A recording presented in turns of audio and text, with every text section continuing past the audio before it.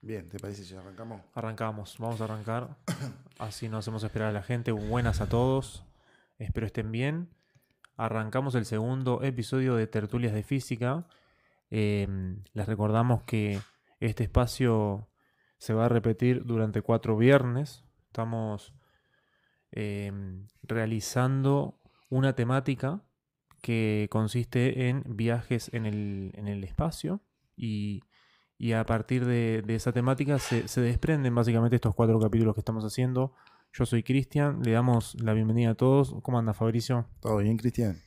Bien, y como decía Cristian, hoy nos toca hablar un poquito de lo que es el método de la espuma cuántica. Eh, el primer episodio hablamos un poquito de lo que era agujeros de gusano, así que hoy seguimos con un tema también apasionante y validado por matemática. Ahora vamos a ver si le sacamos un poquito de jugo y hablamos un poquito de qué consiste, bien, y cómo tendríamos que hacer para llegar a esa espuma cuántica. Exactamente. La idea entonces básicamente es hablar de diferentes métodos de viajes a través del espacio. Exacto. Hablar del espacio también es hablar del tiempo, eso también lo mencionamos en el episodio anterior, ahora lo vamos a retomar. Entonces el viernes pasado hablamos de agujeros de gusano y vamos a hacer un repaso, si quieren, de agujeros de gusano, que es la primera opción que nosotros mencionamos en el capítulo anterior. Y después sí vamos a pasar al tema de hoy, que es espuma cuántica. ¿Sí? Exactamente. Lo que tiene el tema de agujeros de gusano y espuma cuántica es que llevan como una estrecha relación, pero a escalas mucho más pequeñas. ¿Y por qué decimos eso? Vamos a ver un poquito, para las personas que no pudieron ver el episodio de agujeros de gusano, en qué consiste para después entrar sí, de lleno en lo que es la espuma cuántica. Bien, como habíamos dicho en el episodio pasado, lo que propone bien, Einstein y Rosen en 1935 fue la idea de un puente bien, que une dos puntos distantes del espacio. Para ello, y teniendo en cuenta la definición de relatividad, generar una curvatura del espacio-tiempo para unir dos puntos distantes. Bien. Exactamente. ¿Qué sucede? Cuando hiciéramos la representación clásica en función del tiempo, bien, se ve cómo están ahí en la presentación. Bien, como dos puntos distantes se curvan y se unen. Y en el episodio anterior lo que habíamos dicho era ver cómo se podía hacer eso, bien, doblar el espacio-tiempo, romper el espacio-tiempo, generar un túnel entre medio que una dos puntos distantes del espacio, y vimos que se precisaba energías infinitas para doblar el espacio-tiempo, una energía exótica negativa para mantener abierto ese agujero de gusano, bien, y no colapsar durante el proceso. Y no solo eso, sino que habría que romper el espacio-tiempo para crear dicho túnel. Y a su vez, si le sumamos, que habría que construir un puente. Yo dudo mucho que haya un albañil espacial que se especialice en agujeros de En agujeros de gusano. gusano y que sea capaz de hacer toda esa obra. Exactamente. Pero nada, en el episodio anterior, como veníamos diciendo, hincamos el diente y sacamos jugo a toda esta propuesta y a su vez reformulamos una concepción, bien, que no se precisan ni energías exóticas negativas, ni romper, ni reconstruir, con la cual aprovechamos la curvatura natural de los cuerpos que curvan el espacio-tiempo para hacer un salto, bien, como se ve ahí al pie de la infografía que está ahí a la derecha, bien, lo que hicimos fue de la representación clásica invertirla y ahí vimos que tenemos la misma situación pero puesta de otra perspectiva, aprovechando un cuerpo supermasivo, como en el ejemplo ese que es un agujero negro, bien, y uniendo dos puntos distantes. Lo único que yo tendría que hacer sería una especie de salto. En el episodio de agujeros de gusano nosotros habíamos dicho que si bien no era una solución viable porque mi idea es no trazar una ruta entre cuerpos supermasivos para eh, alcanzar ciertos objetivos, ¿no? Entonces, pero lo que vimos es que de esta forma tenemos una representación más natural a las ecuaciones de Einstein y Rosen de 1935. ¿Ya? Porque, bueno, nada, como habíamos hablado con Cristian, era medio locura romper, reconstruir diferentes tipos de energía y a su vez infinitas, ¿no? Claro, o sea que la idea es de alguna manera aprovechar ya la curvatura del espacio-tiempo que ya está establecida por un objeto muy masivo. En el caso de la infografía aparece un agujero negro. Entonces, la idea es justamente esa, no romper el espacio-tiempo, sino y no generar ningún túnel, sino simplemente aprovechar esa curvatura que ya está generada. Exactamente. Y otra cosa también que hablamos la vez pasada fue de cómo el ser humano puede romper dicho espacio-tiempo. Bien. ¿Por qué? Porque cuando nosotros hablamos de ondas gravitacionales, por ejemplo, bien, nosotros decimos de que esas perturbaciones que se dan a miles de millones de años luz de distancia, por ejemplo, cuando se detectaron, bien, Kip Thorne detectó las ondas, la primera detección de ondas gravitacionales con LIGO, bien, se dieron a miles de millones de años luces de distancia. Y esas perturbaciones, si bien fueron bajando en función de la distancia, pero llegaron a nosotros. Y estamos hablando de la fusión de dos agujeros negros. Entonces, si yo tengo en cuenta eso, de que la fusión de dos agujeros negros no rompió el espacio-tiempo, porque si hubiese roto el espacio-tiempo, esas perturbaciones del tejido espacio-tiempo nunca habían llegado a la Tierra. Entonces, con esa evidencia nosotros podemos decir, el espacio-tiempo no se rompe ni con supernova, ni kilonova, ni con fusión de agujeros negros. Cómo el hombre, la especie humana, puede ir, romper, reconstruir, ensamblar, cuando recién ahora estamos más o menos entendiendo la composición y estructura del espacio-tiempo. O sea que lo que estamos diciendo es que hasta el momento no tenemos evidencia de que el espacio-tiempo se pueda romper de alguna manera, porque hemos detectado uno de los eventos cataclísticos más grandes del universo, que es justamente la colisión de dos agujeros negros. O sea, dos objetos no sé si llamarle objetos, creo que no es lo mejor, pero digamos, dos regiones del espacio muy masivas que colisionan entre ellas. Entonces, si eso no rompió el espacio-tiempo, por lo menos en sus alrededores, en el centro del agujero negro no lo sabemos. Entonces, resulta como muy complicado pensar que el ser humano es capaz de construir, digámoslo así, un agujero de gusano. Tenemos una pregunta igual, Alejandro. Dice, el cometa 3L Atlas, ¿qué es? Es un cometa. Ya está verificado, no es una nave espacial ni alienígenas. Bien. Eso sí, salió hace poco. ¿Vos decís que es capciosa la pregunta? Sí. Hace poco salió la confirmación de la NASA que es un cometa. Que es un cometa, como cualquier otro. Tiene una forma medio achatada así, pero... Y las primeras fotos eran como que tenía luces, pero no, es un cometa. Es un cometa. ¿De qué estrella salió? Dice Alejandro. ¿Tenés idea?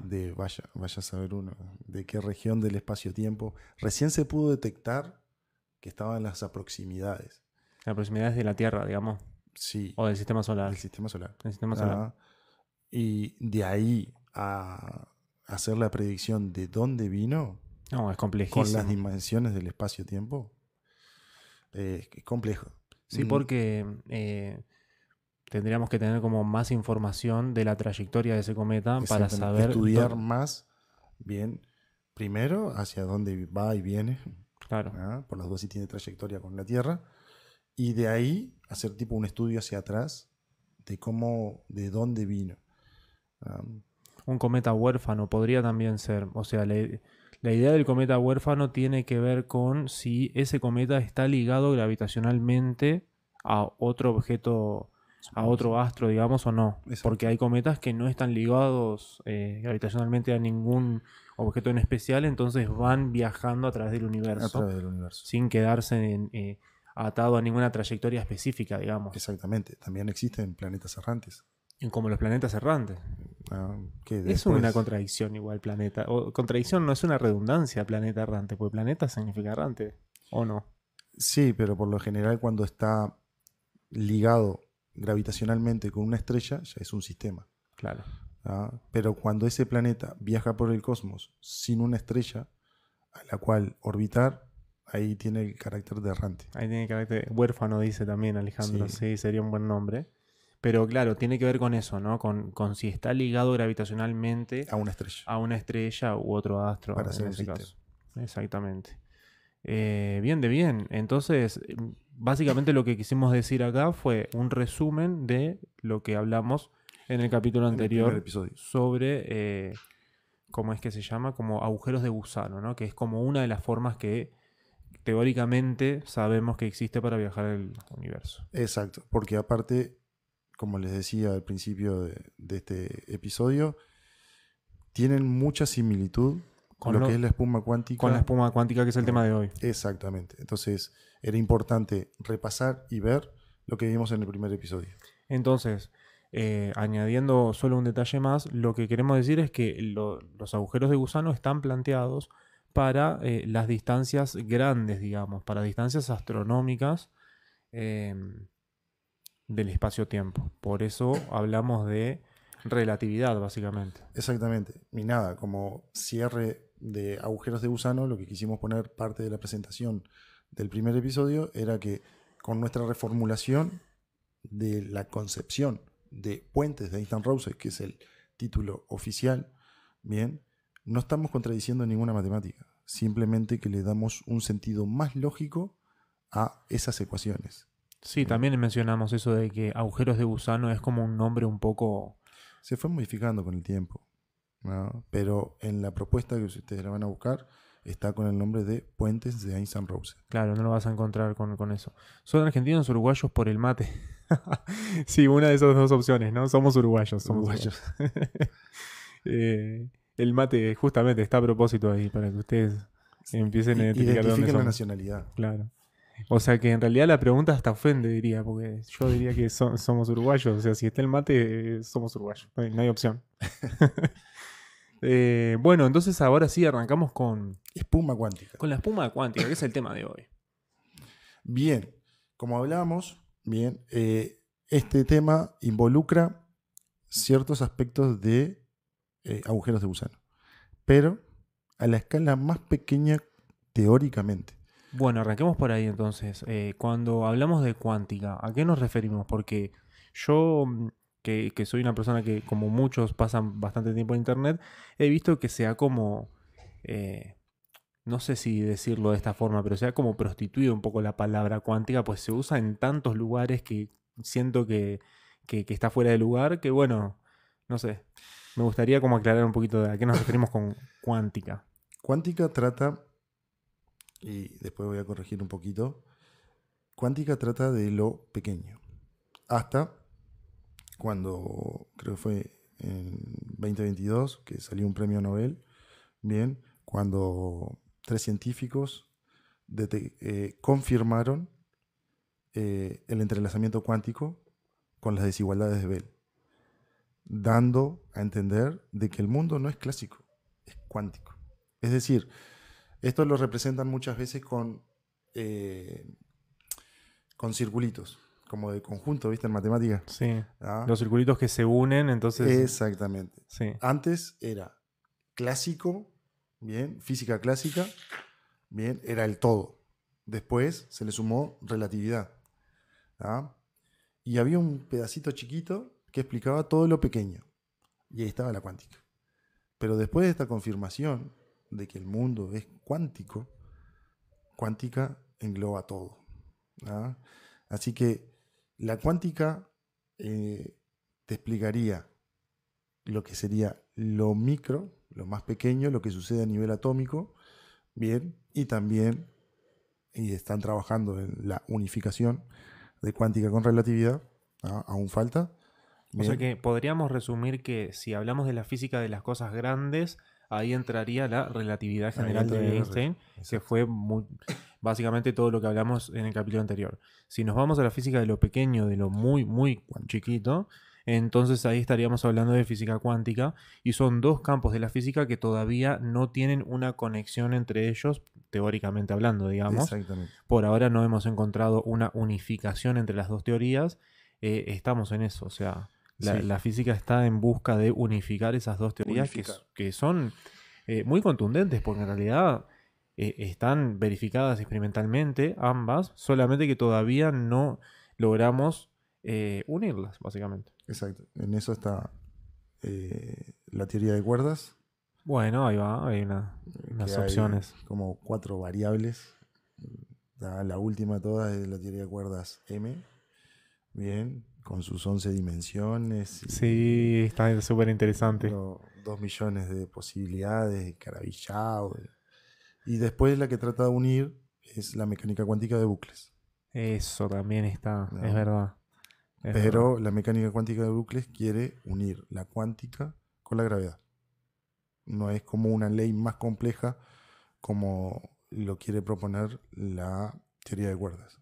O sea que en esta opción que vamos a mencionar hoy, que es la opción de espuma cuántica, no vamos a hablar de gravedad, entonces. A esa escala todavía no podríamos hablar de gravedad. No, pero sí lo vamos a precisar más adelante. Ah, bueno. ¿Ah? Porque ¿qué sucede? Y vamos ya con el tema del tema de hoy. Lo que dice el postulado de la espuma cuántica es que el espacio-tiempo a escala de Planck podría verse como pequeñas fluctuaciones del mismo, donde en intervalos de tiempo muy definidos se pueden ver como microtúneles. Y para que la gente entienda esto, y es algo que hacen los físicos por lo general, cuando van a la playa, a una piscina, agarra y se ponen el agua a la altura de los ojos. Y ahí pueden ver esas perturbaciones. Cuando hay tipo una salpicadura, por un instante de tiempo muy pequeño, se ve como una conexión. Como, bien, como Entiendo se lo que ve decís, allí, como se ve ahí en la bien, infografía que tenemos. que están marcados en naranja, bien. Eso son microtúneles de agujeros de gusano, ¿ah? Y la propuesta es la siguiente.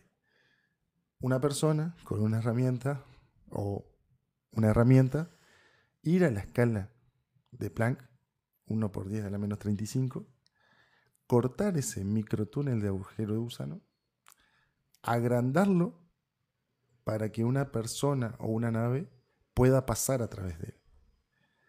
No solo eso, sino que de esta forma yo también podría viajar a cualquier punto del espacio. Como yo tiré el spoiler del capítulo anterior, era más loco que el agujero de gusano. Mucho más loco que el agujero de gusano. Exactamente. Porque quizás a escala de Planck existan estos microtúneles, pero son de intervalos muy pequeños. Demasiado. O sea, capaz que podríamos hablar justamente de las escalas, ¿no? De las distancias que estamos mencionando, porque, no sé, capaz que incluso hablar un poco del átomo también, para que la gente, eh, no sé, se haga una idea de lo que estamos diciendo, porque el átomo, o sea, vagamente hablando, es esta composición de protón, neutrón y electrón, ¿no? Núcleo y periferia.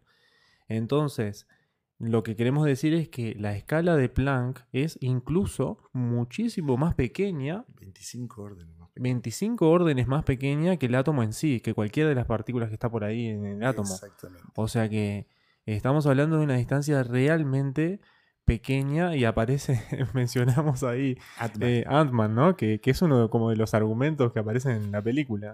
Exactamente. ¿Y por qué pusimos a Atman? Bien. Eh, hubo, hubo a veces que se trataba de explicar un poquito cómo un personaje puede achicarse a escalas tan pequeñas, e incluso a escala cuántica. Bien. Y por lo que dicen en los cómics, él achica la distancia que existe entre los átomos. Vamos un poquito al contexto del átomo. El átomo está compuesto de vacío. Bien. O sea, están esas partículas elementales que mencionamos recién, protón, neutrón y electrón, pero como el electrón está en la periferia del núcleo, Exactamente. entre el electrón y el núcleo Hay lo que hay vacío. es espacio vacío. Entonces, lo que dicen es que para poder alcanzar esas distancias, tendría que reducir el espacio. Bien. Que El existe. espacio que hay entre la periferia y el núcleo del átomo. Exactamente. O sea, acercar el electrón al núcleo, básicamente. Exactamente. Un átomo que ya de por sí es estable, bien, como el de carbono, que nos compone. O el hidrógeno que estaban El mencionando ahí, hidrógeno que también, que lo pusimos ahí en una infografía porque era el más sencillo para poder explicar. Entonces, ustedes imagínense, si yo trato de disminuir esa distancia, estoy destruyendo la materia prácticamente, porque ya el núcleo es estable a la distancia que está.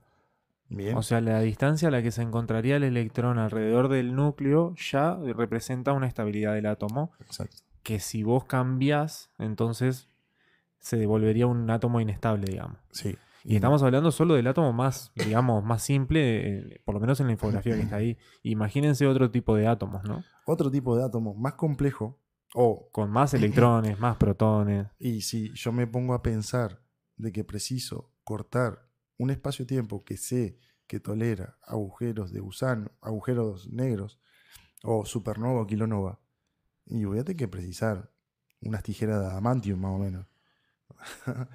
Y eso va a involucrar muchísimos átomos, muchísimos electrones, ¿no? Entonces, al tener en cuenta todo esto, es como medio inviable ya de partida. Si ya era bastante complicado los agujeros de gusano, esta forma de ir a la escala más pequeña, reducir la materia, bien, ya sería algo extremadamente loco. Completamente loco porque volvemos al mismo dilema del episodio anterior. Y tendríamos que, imagínense, un aparato, un instrumento, o sí, o un experimento si quieren, que sea capaz de hacer ese procedimiento, ¿no? De unir o de achicar el espacio que hay entre el núcleo y la periferia de un átomo. O sea que realmente es algo que por ahora está Exacto. como medio lejos de nuestras capacidades. Exacto, pero vamos al caso hipotético de que sí se puede cortar. Ahí va, imaginemos que sí se pudiera cortar el espacio entre los átomos, o sea, Bien, ¿no? entonces, Achicar los átomos. sí, ya lo corta el espacio-tiempo, ¿no? Cortamos el ¿Cómo, espacio-tiempo entre medio de los átomos. cómo yo voy a unir ese microtúnel para que sea viable que pase al menos una persona? ¿Ah? Cuando no conozco bien la composición del espacio-tiempo. Y Claro, estamos porque, hablando de 1 por 10 a la menos 35, ¿no? claro, la idea es viajar nosotros a través del espacio-tiempo. O sea, tiene que caber una persona mínimo, Mínimo. sí o sí. ¿No? Y con lo que vayas, con la nave, con lo que sea que quieras ir, tenés que, o sea, Eso.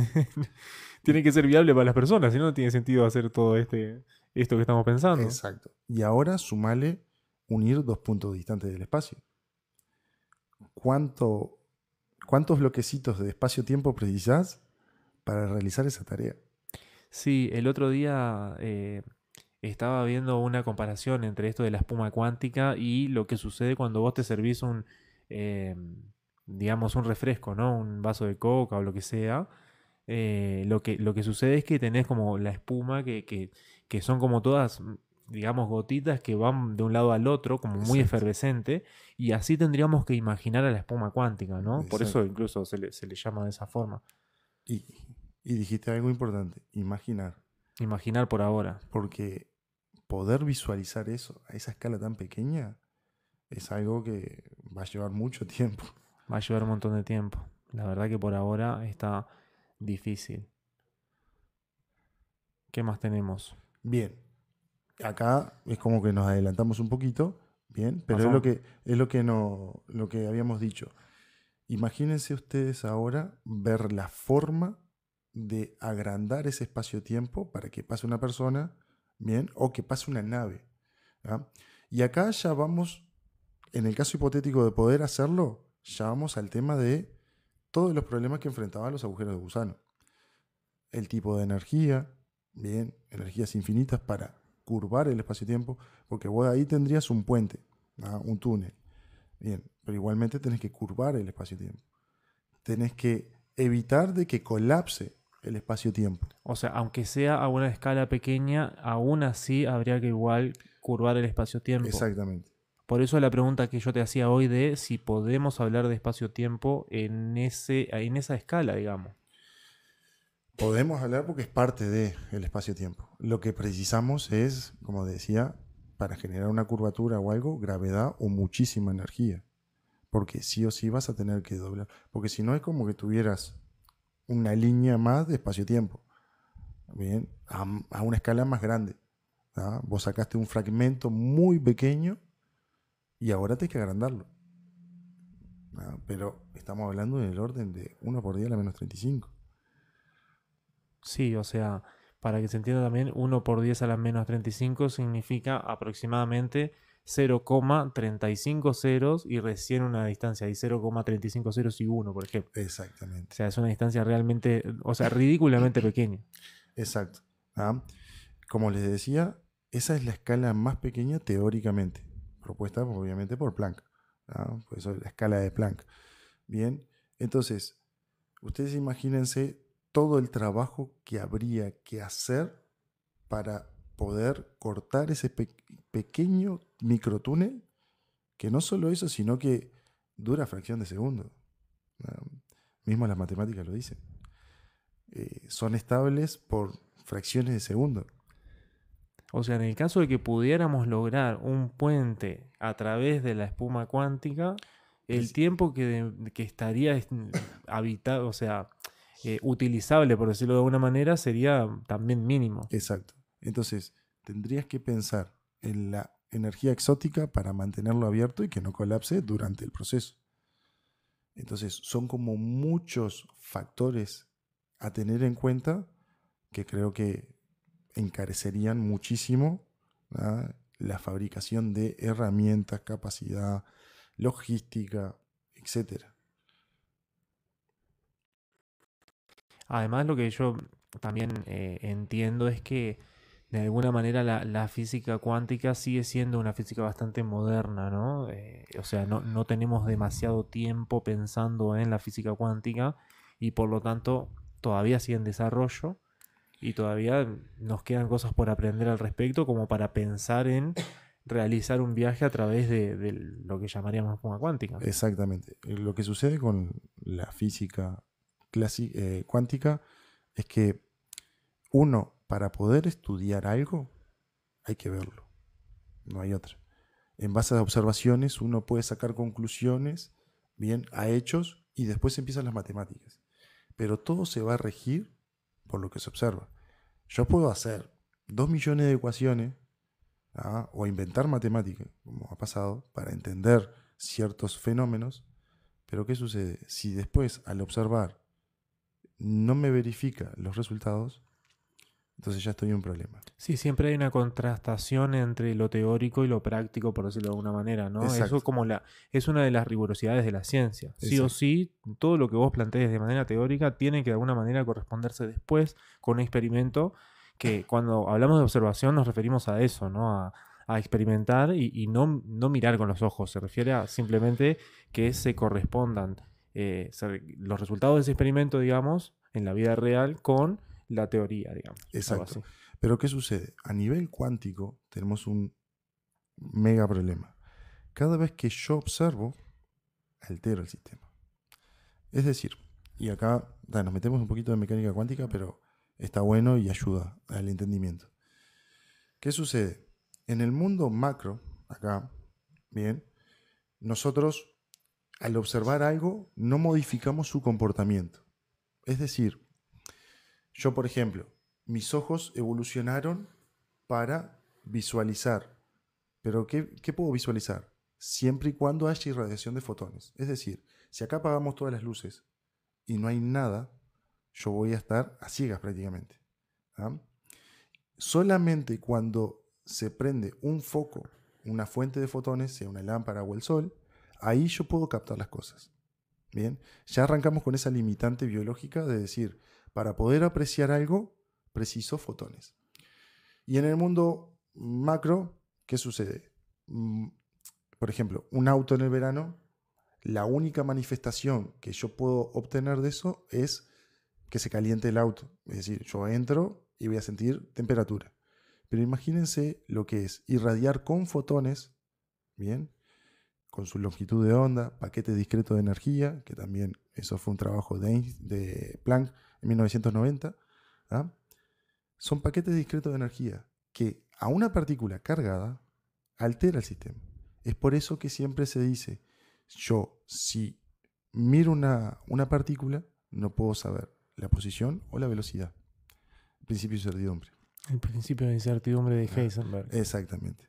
Entonces, yo cuando miro algo, le estoy suministrando energía y a una partícula subatómica, energéticamente la dispara. Por lo tanto, en el mundo cuántico, lo único que podemos hablar es de probabilidades. Por eso el orbital atómico. Yo tengo la probabilidad de encontrar el electrón en esta región y acá hay un 20%. En la otra región hay un 40%. Y así sucesivamente. Dibujando una zona, bien, como que tiene el nombre de orbital.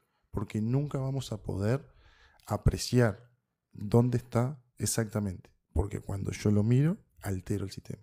De ahí sale la superposición cuántica, la dualidad onda-partícula, que vivimos en la Matrix. El entrelazamiento cuántico también. El entrelazamiento cuántico. Son como características que rigen al mundo cuántico que no los logramos apreciar en el mundo clásico macroscópico, digamos, el mundo grande. Y para nosotros poder entender eso, tenemos que pensar, razonar, utilizar mucha imaginación, porque por ahora no somos capaces de apreciar eso, ¿no? Si mal no recuerdo, creo que lo más pequeño que se pudo sacar de un átomo fue la sombra de un átomo usando un microscopio electrónico con electrones. ¿Ah? ¿Cuál es la diferencia? La longitud de onda. ¿Ah? De la luz común, bien, tiene una longitud de onda y el electrón tiene una longitud de onda más pequeña. Pero ¿qué pasa? Es una partícula cargada. Entonces también te altera, ¿ah? El comportamiento de partículas subatómicas. Pero se logró apreciar la sombra de un átomo, de un electrón, en base a eso. ¿Ah? Pero como digo, una locura, para lo que es la mecánica cuántica, tenemos que usar mucha la imaginación y aún usando la imaginación, usar mucha estadística para poder comprender este mundo nuevo, que surgió más o menos en la época de 40, bien, un poquito antes, con Einstein, bien, y también Planck, ¿ah? Con el efecto fotoeléctrico, ahí Einstein empezó a sentar las bases, ¿ah? De la mecánica cuántica, aunque siempre la rechazó, porque sí, decía de que la mecánica cuántica no es que esté mal, es que no la entendemos del todo y está incompleta. ¿Ah? Y es que por eso decía, de alguna manera estas teorías de relatividad y de cuántica son relativamente nuevas, ¿no? O sea, tienen un poco más de 100 años y eso para la humanidad es poco. Por lo menos es complejo pensar de que la materia puede estar en dos lados a la vez. Bien, cuesta lograr asimilar algo así. Materia y onda. Es complejo. Entonces, tener en cuenta, y ya relacionando un poquito todo lo que hablamos de mecánica cuántica con la espuma cuántica, ir a esa escala tan pequeña, tratar de cortar algo que es bastante resistente, agrandarlo, es como bastante mucho, y después tener en cuenta todas las cosas que vimos en el episodio anterior, que no es nada fácil, ¿no? Agrandar ese microtúnel, curvar el espacio-tiempo, esa energía exótica que necesita para que no colapse durante el trazo, el trayecto, y otros muchos valores que los vimos en el episodio anterior. Sí, la verdad que a mí por lo menos me parece emocionante los viajes en el espacio, pero entiendo que todavía estamos un poco relegados en ese aspecto porque nuestro último punto de llegada fue la Luna. Hasta ahora hemos llegado hasta ahí. Sí, el hombre, la raza humana en general ha llegado a la Luna, pisado la Luna. Hay muchos proyectos que ahora quieren llegar a Marte, si bien se han mandado sondas y están los robots que están allá explorando, bien, pero lo que es la raza humana no ha llegado ahí. Todavía y aún no. Así cuesta poder lograr. Imagínense visualizar a largo plazo en una distancia aún mayor. Y Marte, que es nuestro vecino cercano, ¿no? Sí, Marte sería como el siguiente objetivo, ¿no? Tratar de llegar a Marte. Y bueno, y después ver qué hacer ahí, porque tampoco es tan sencillo, me voy para Marte y después vuelvo en unos días. Claro, Marte que la mayor contra que tiene es que su núcleo está sólido. Entonces, al estar sólido, no genera un campo magnético. Bien, que cubra Marte. De Entonces, la radiación del Sol, es entre radiación del otras Sol y radiaciones. cósmica. Entonces, aniquila todo lo que es la vida. ¿Ah? Tiene una muy delgada capa atmosférica, pero los rayos cósmicos en general, más lo del Sol, entre otros, la propuesta que hay es hacer colonias en Marte, pero bajo tierra, ¿ah? Para disminuir bien ese tipo de radiación bastante potente.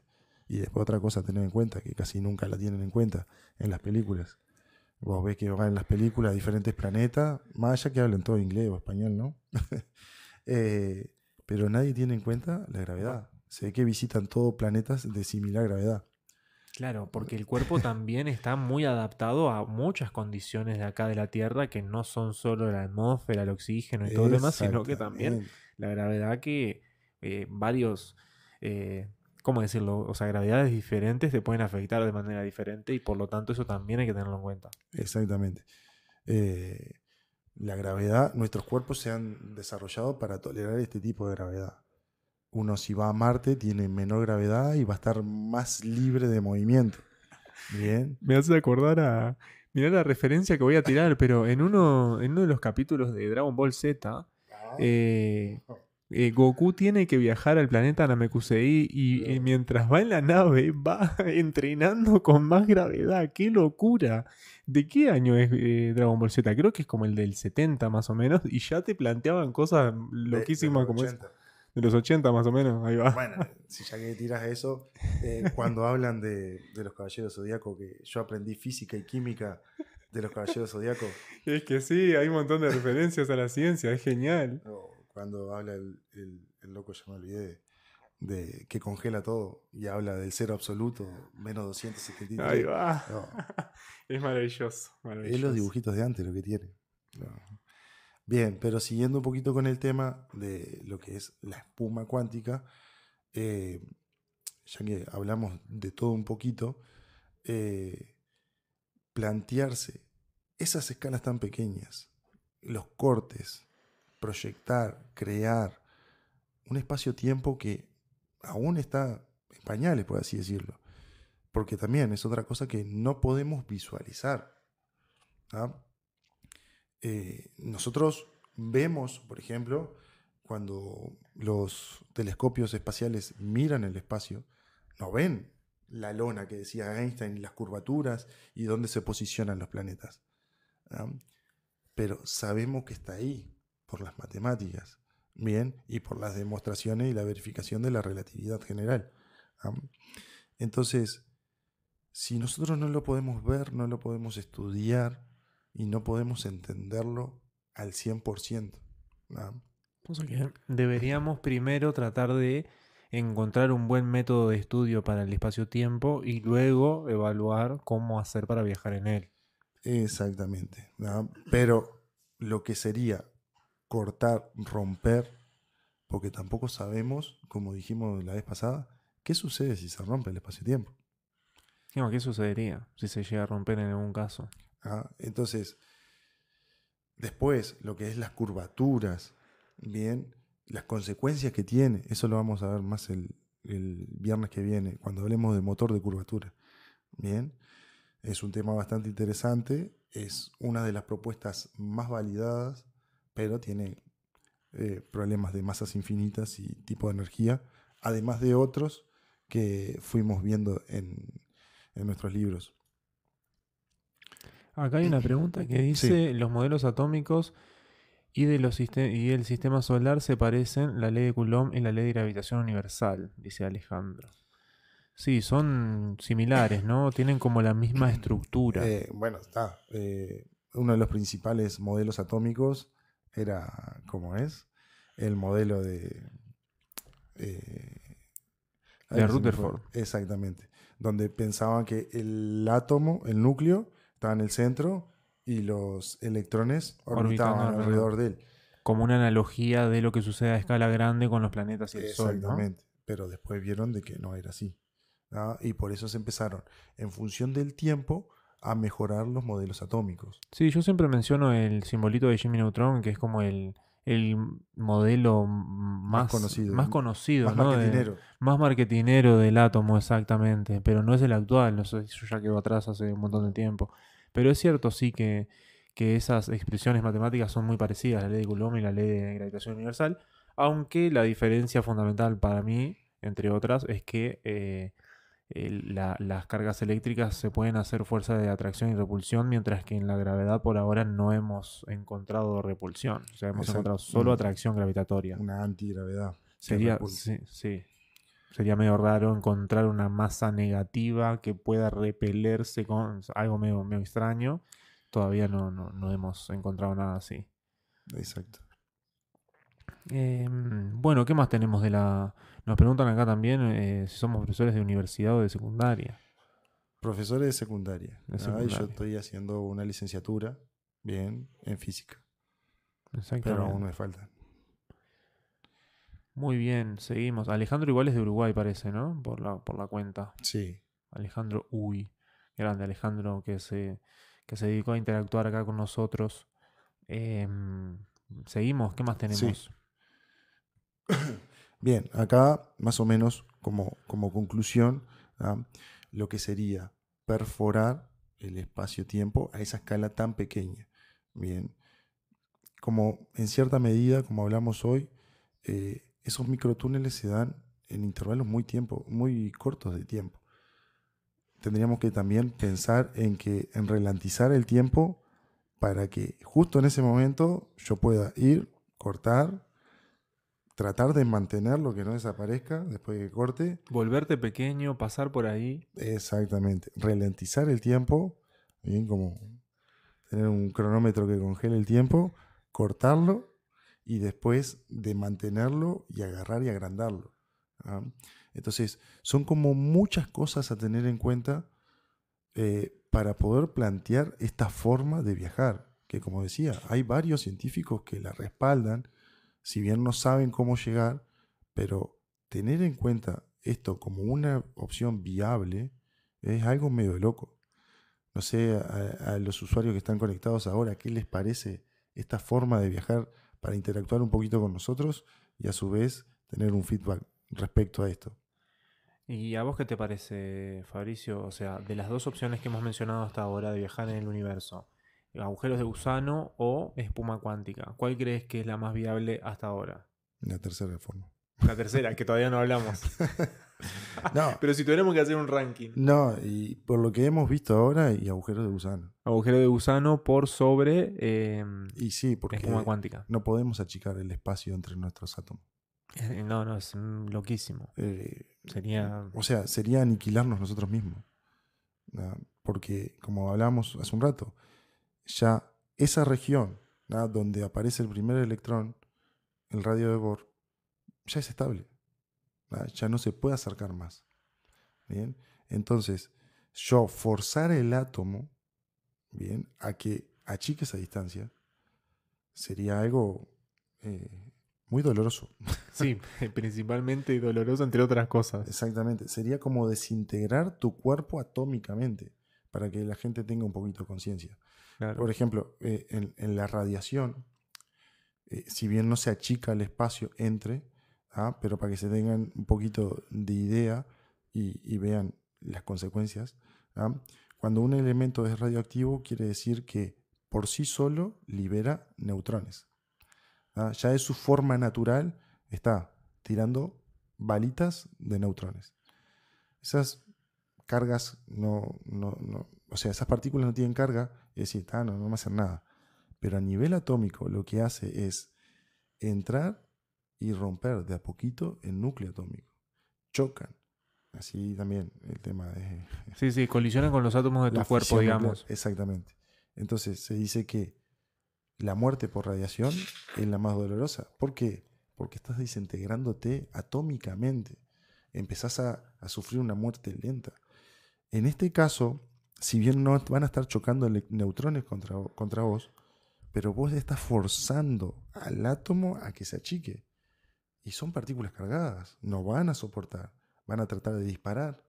Y ahí vas a romper todo tipo de enlace, todo tipo de estabilidad.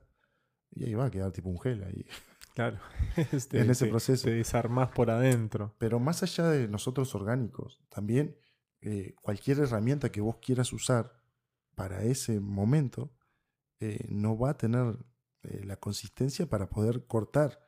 ¿Ah? Es algo bastante complejo de ni siquiera imaginar lo que sería. Y todos los puntos, como venimos hablando, para llegar a eso. Sí, cuando hablamos también de imaginación, nos referimos un poco a creatividad también, ¿no? Porque yo creo que más allá de que la física es una de las ciencias naturales más, eh, Es mejor.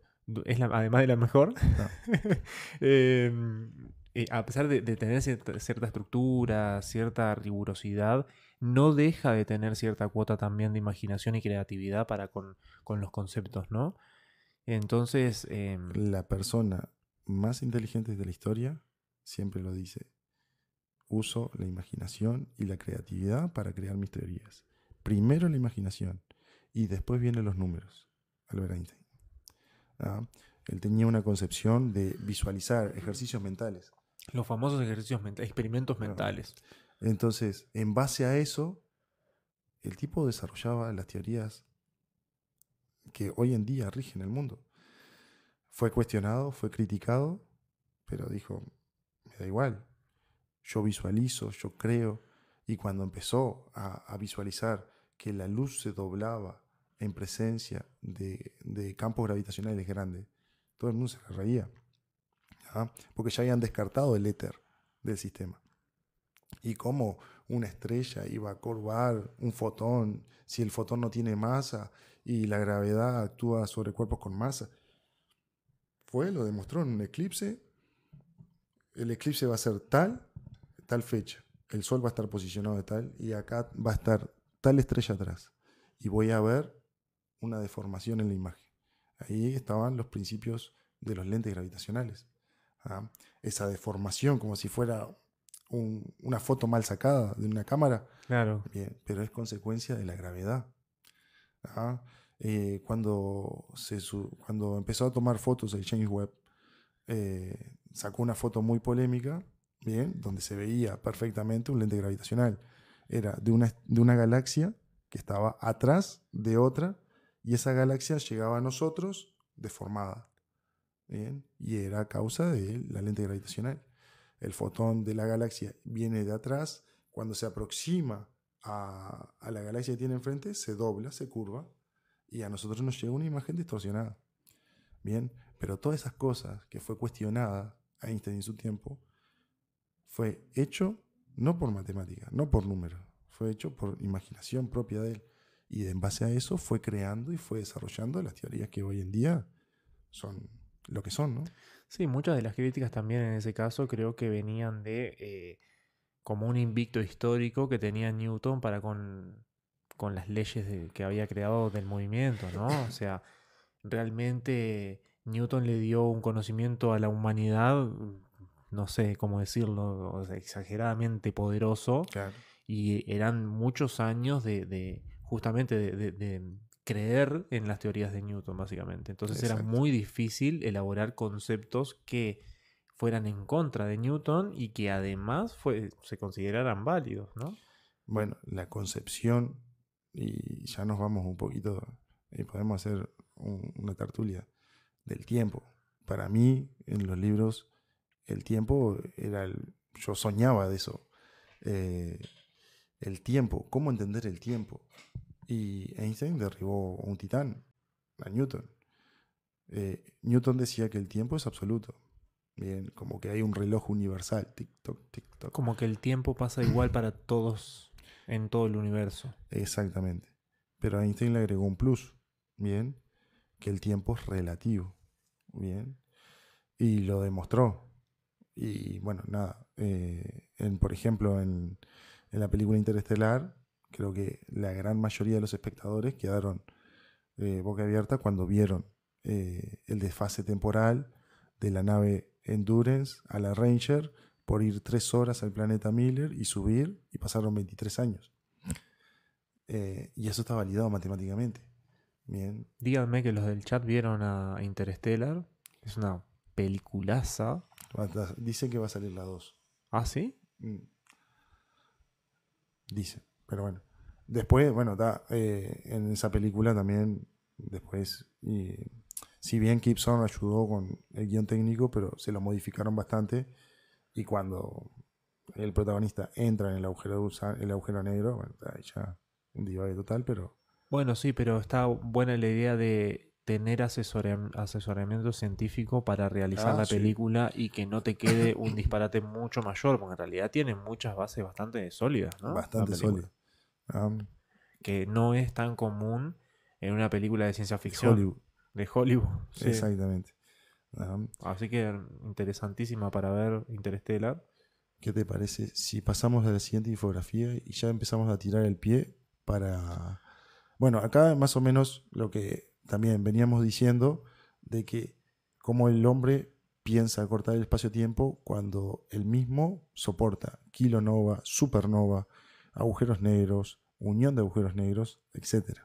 Bien, y ahí está la infografía de una persona, un astronauta, cortando con un sable de luz. Es muy con una buena. herramienta. La imagen es buenísima. Con una herramienta hipotética, el espacio-tiempo. Pasamos a la siguiente y creo que ya es... Uy, ya, quedó cortado. Sí. Pero bueno, nada. En esta infografía, además de los agradecimientos, vamos a hablar en la siguiente tertulia de un tema muy apasionante, porque justo involucra una de las propuestas más fuertes que existen, bien, el motor de curvatura, propuesta por un mexicano, Miguel Alcubierre, bien, en la cual ya hacemos tipo un tráiler de lo que se viene. Me interesa mucho que sea un latino el que propone una opción bastante rigurosa, digamos. Exacto. Porque no suele haber latinos en las propuestas científicas. Exacto. Entonces, este mexicano, Miguel, ¿qué propone? Una nave, también, valga la redundancia, que era muy fanático de Star Trek. Y a esa velocidad le Mucho llamó... friki en la ciencia. Sí, le llamó velocidad warp. Mirá. Pero el motor de curvatura plantea de que la nave no se mueve. La nave está quieta dentro de una burbuja espacio-tiempo, una burbuja temporal. Y lo que hace es curvar el espacio enfrente de ella, bien, y estirarlo atrás de ella. Bien. Pero el mismo Miguel descubrió matemáticamente de que se podía hacer, pero que precisaba energías infinitas para ello. Pero bueno, nada, en la tercera tertulia nosotros vamos a estudiar bien este tema y profundizar, y hincarle el diente bien, porque ¿qué consecuencias generaría curvar el espacio-tiempo? Una definición básica de relatividad.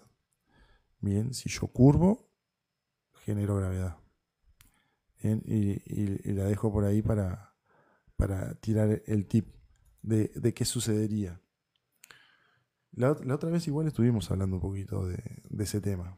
De la curvatura, del motor de curvatura. Del motor de curvatura. Es que sí, es medio difícil a veces hablar de solamente un tema, ¿no? Como que de alguna forma hablar de un campo de la física implica siempre tomar conceptos de otro campo de la física, entonces siempre estás hablando un poco de todo, ¿no? Exacto. Esa es un poco la idea. Estoy saludando acá a la gente. La gente que se unió hace un rato ya, le agradecemos a todos que estén acá, que se cuelguen con la charla, que permanezcan en el vivo. Así que nada, nos vamos a quedar un ratito más. No sé si ustedes conocen más o menos cómo funcionan los vivos de TikTok, pero TikTok te da como ciertos desafíos. Y bueno, nosotros estamos tratando de cumplir con esos desafíos. En este caso, el desafío de esta semana son 65 minutos de transmisión. Así que nos vamos a quedar un ratito más y nos gustaría que nos mencionen algo Y que, que les parezca interesante, alguna pregunta, algo sí, que les esta parte inquiete. estaría bueno dejar al público a ver si le interesa algún aspecto que quieramos profundizar o charlar bien sobre uno de los temas de hoy, bien, o si quieren hablar un poquito del tema del viernes que viene, también sería interesante dejar ahí el tip para eso. ¿A vos qué te parece el tema de la espuma cuántica y el motor de curvatura en base a lo que hemos hablado? Eh, bueno, en realidad capaz que en base a la espuma cuántica en relación al tema anterior, en realidad, a los agujeros de gusano, creo que sí, que el agujero de gusano sería como una opción un poco más viable que la espuma cuántica, porque realmente la escala pequeña, la escala cuántica, resulta como tiene como conceptos demasiado distintos a los clásicos y nos cuesta mucho todavía interpretarlos y que esa interpretación sea acertada. O sea, si bien, insisto, es una teoría que está comprobada, que sabemos que tiene validación experimental, todavía nos queda mucho camino por recorrer en ese Exactamente. aspecto. Es como hablamos hace un rato. Muchas veces que las matemáticas te digan una cosa, no quiere decir que después se lleven a la realidad.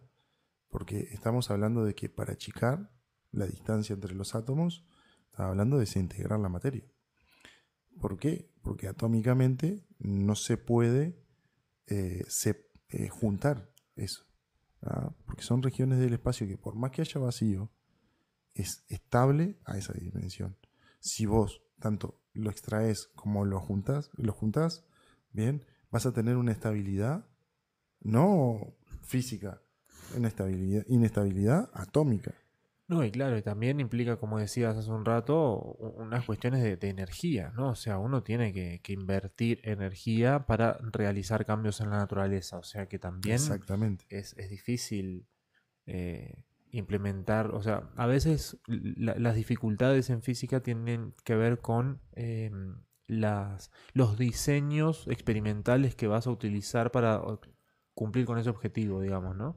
A veces tiene que ver con eso, con que capaz que tenés un modelo teórico apoyado en matemática muy sólido, pero después elaborar un experimento con, que te pueda de alguna forma comprobar tu teoría es difícil. Por eso Exacto. hablamos de creatividad, por eso hablamos a veces de imaginación, porque Es que la imaginación es la que te permite avanzar y evolucionar.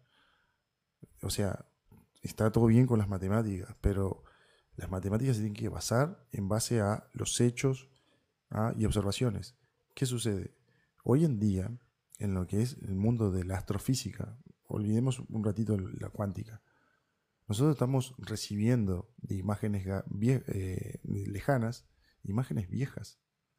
¿Ah? Es decir, como hablamos la vez pasada, la galaxia Andrómeda, ¿bien?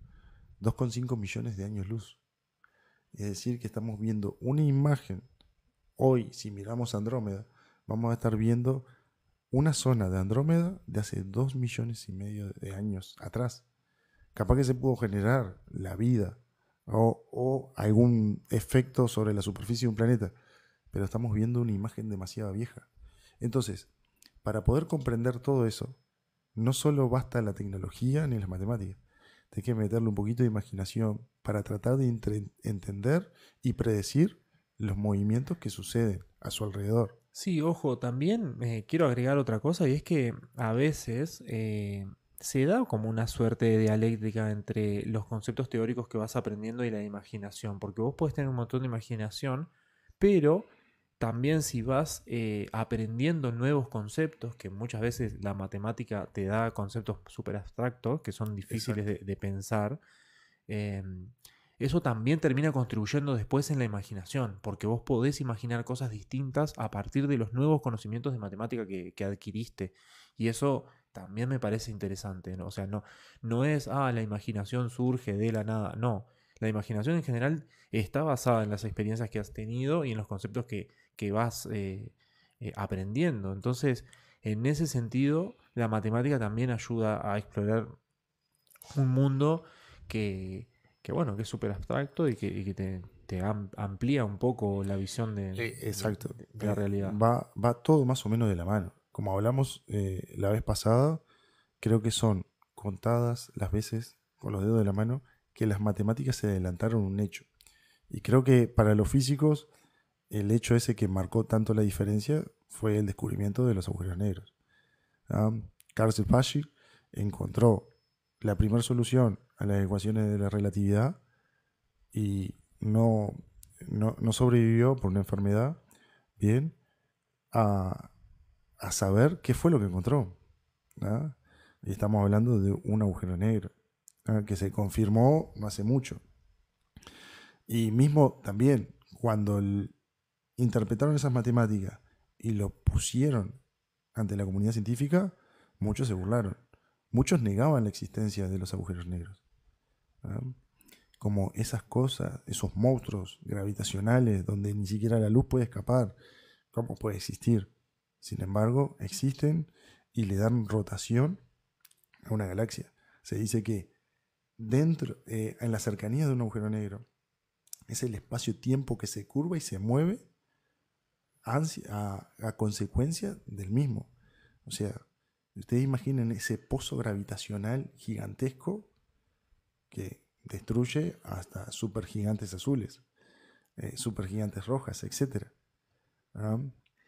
Sí, la verdad que creo que nos desviamos un poquito hacia la epistemología, pero parece interesante la discusión porque realmente lo que queremos decir es que antiguamente sí, digamos más en los inicios de la física, se pensaba en elaborar conceptos teóricos basados en matemática, pero desde el punto de vista experimental. ¿A qué me refiero? Newton, para elaborar las leyes del movimiento, lo que tenía era un montón de información que había recabado Galileo, entre otros, en base a las observaciones del universo. Entonces, en base a esas observaciones, Newton elaboró una teoría de la gravedad.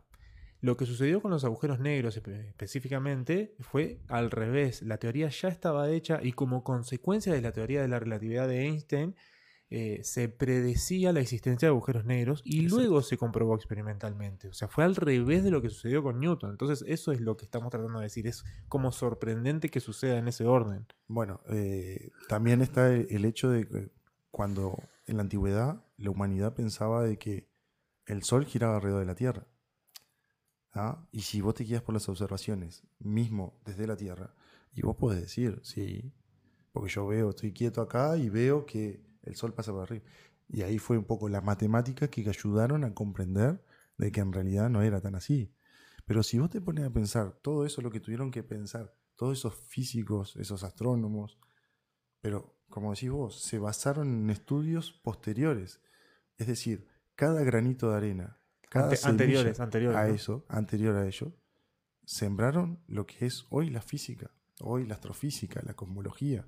Sí, es como conocimiento acumulativo, ¿no? O sea, te vas basando en lo que sucedió antes para elaborar cosas a futuro. Bueno, está la frase famosa de para ver más lejos me he subido a hombros de gigantes de Newton, ¿no? O Exactamente. sea, el tipo realmente se ha basado en lo anterior para elaborar algo eh, nuevo, digamos, y así funciona la ciencia en general y así va a seguir funcionando. Vamos a ir descartando los conceptos que no nos sirvan más para ir sofisticando el pensamiento y elaborando conceptos nuevos para explicar cada vez mejor la realidad que nos rodea. Exactamente. O sea, lo vemos ahora porque estamos hablando de una tertulia de física, pero nosotros lo vemos con la tecnología. Los teléfonos de antes no son lo mismo que los que tenemos ahora. Bueno, relacionando un poquito, se dice que hoy en día los teléfonos que tenemos en los bolsillos eran más avanzados que las computadoras que tenía la NASA para el primer Apolo. Ah, Eso es una locura. Era eso, una computadora de 8 bits, algo así. exactamente. Bueno, yo viví la época de los disquetes de Ah, también. 3,12 mega. Sí, no que salen las canas. Si hablas de eso, no salen las canas. Yo también tenía unos disquetes. Cuando vi mi primer pendrive, Era una locura. era una locura, porque tenías no sé cuántos megas ahí, ¿no? Y antes era 3,14 y estaban los discos anteriores, los blandos. Mirá, Eh, creo que no llegué a eso. ¿No? Pero No, bueno, no, nada. tremendo. Tremendo, tremendo. Eh, Bueno, así que nada, gente, acá andamos. Por terminar, vamos a recordar entonces para el viernes que viene, el siguiente tema va a ser motor de curvatura. motor Es de como la curvatura. tercera opción de la que vamos a hablar para viajar en el universo. Los esperamos a todos. Y bueno, espero que hayan pasado bien, espero que hayan disfrutado la charla. Que hayan disfrutado, que hayan aprendido, ¿por qué no? Que hayan desarrollado ese gustito por preguntar, cuestionar, porque como veníamos hablando, esta opción de viajes por el espacio es una opción válida por muchos científicos. Pero cuando empezás a hablar y profundizar en cada aspecto, te das cuenta que no puede ser válida, porque tiene muchos problemas a enfrentar y uno de ellos es la estabilidad atómica. Porque para llegar a esa escala hay que desestabilizar un átomo. Bien, entre otros factores, ¿no? Que ya los habíamos mencionado. Exactamente. Así que bueno, gente, nos despedimos por acá. Hacemos el pedido que hacen todos los youtubers, todos los creadores de contenido de seguir en las redes. Síganos en las otras redes también, o sea, no solo en TikTok, también en Instagram, también en YouTube, ¿por qué no? Sí, Tenemos también canal de YouTube, así que vayan a dejar un poco de amor a todo el contenido que hay y nos vemos entonces el viernes que el viene. próximo viernes con motor de curvatura. Muchas Nos gracias. vemos. Chao, chao.